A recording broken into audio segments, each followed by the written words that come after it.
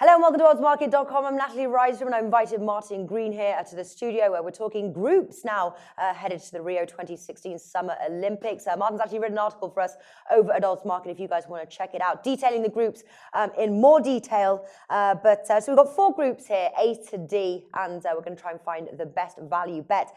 Now, personally, I think, Martin, it's between, what did we say? It was Group B and Group D. Obviously, Group A has got Brazil, Denmark, South Africa, and Iraq.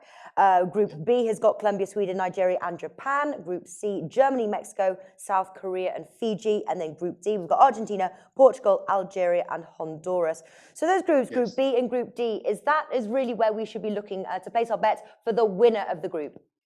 I think so. It depends on what sort of bet you want to place, really. I think Brazil will win Group A hands down. They're the only team that's really taking this tournament seriously. They want to win it on their home soil. They've got players like Neymar and Douglas Costa in the squad, who are going to be by far the best players at the tournament.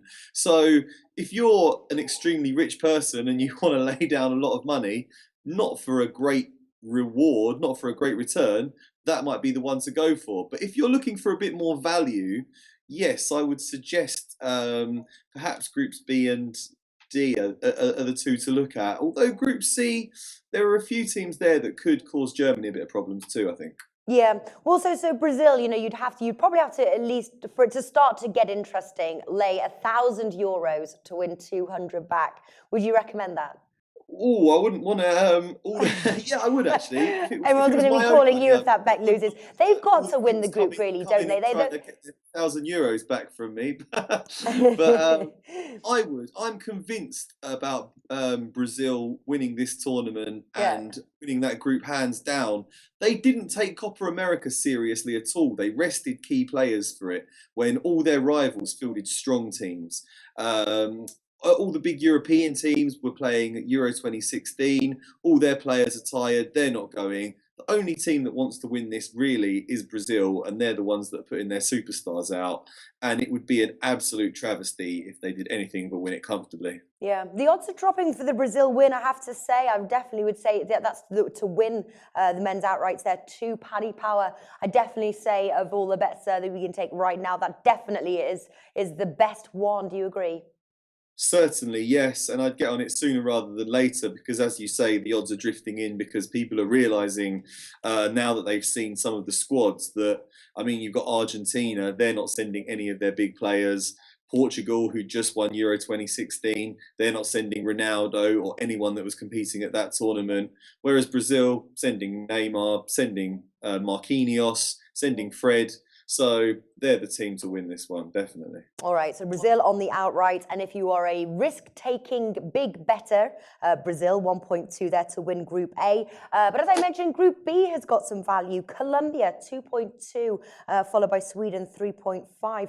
Definitely think that Colombia is going to win this one, but I think we were talking about this. And when you're saying that, because obviously it's 23 and under is sort of the main age group with a couple of players being able to play who are over 23. Do Colombia have a good young team there? 2.2, not a bad bet. I think Colombia do have a good young team. They've got a lot of up-and-coming players.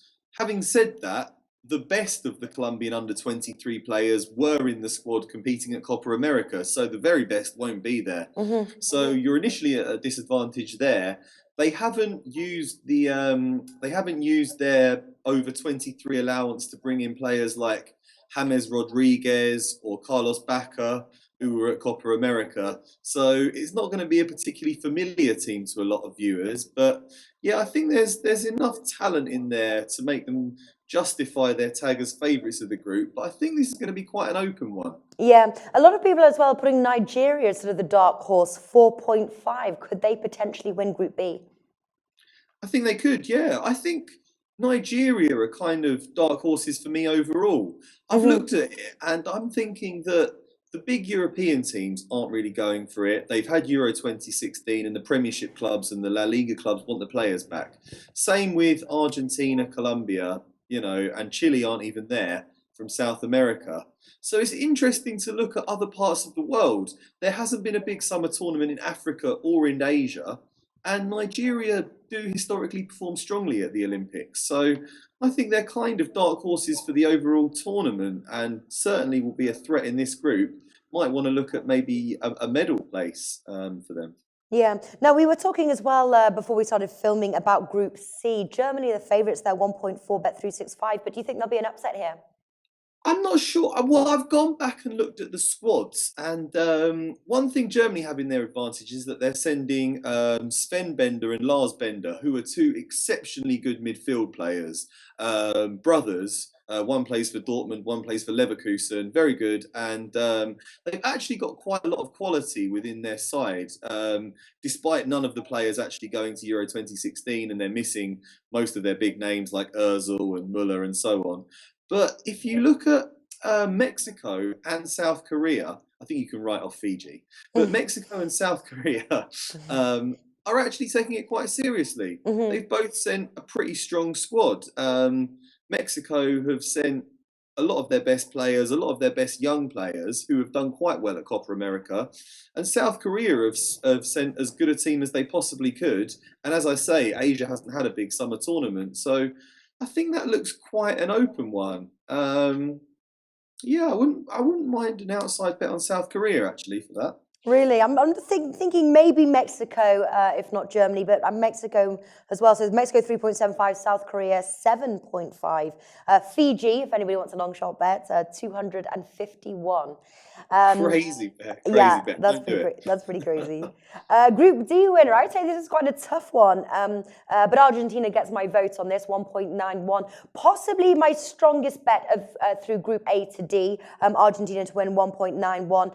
But again, when we were talking earlier on a previous video there, Portugal 2.75. Now, although this is not going to be the team that won Euro 2016, again, sort of like spurred on from sort of their Euro 2016 win, could these sort of young players really push for another win here?